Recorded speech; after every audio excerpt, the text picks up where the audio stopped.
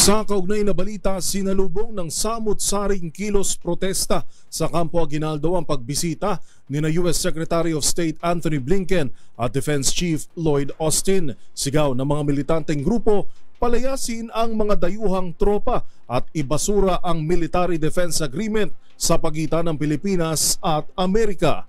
Ang buong detalye, ibabalita ni Edniel Parosa. Lumusob sa tapat ng AFP headquarters dito sa Campo Aguinaldo ang iba't ibang militanteng grupo para kontrahin ang pagbisita ni United States Secretary of Defense Lloyd Austin at Secretary of State Antony Blinken.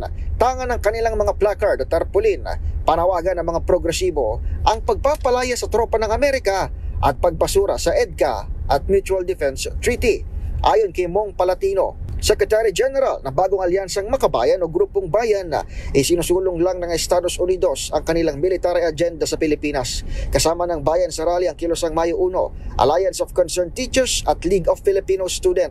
Ang ating pamahalaan sa halip na kapayapaan at interes ng bayan ang ating isulong, nakikipagpulong pa sa mga tulad ni Blinken at ni Austin na ang agenda sa pagbisita sa Pilipinas ay para palawakin ang interbensyon militar ng US. Ngayong araw, aarangkada ang 2+2 ministerial consultations ni Austin at Blinken kasama ng mga counterpart nilang sina Defense Secretary Gilbert Chodoro at Department of Foreign Affairs Secretary Enrique Manalo. Ito ang unang beses na inilabas sa Washington, D.C. ang 2+2 meeting ng naturang mga opisyal na patuloy ang pag-iit sa rules-based international order. Inaasahang magiging punto pa rin ng dialogo ang sitwasyon sa West Philippine Sea kahit pa nagkaroon na ng kasunduan ng Pilipinas at China na pahupain ang tensyon sa Ayungin Shoal.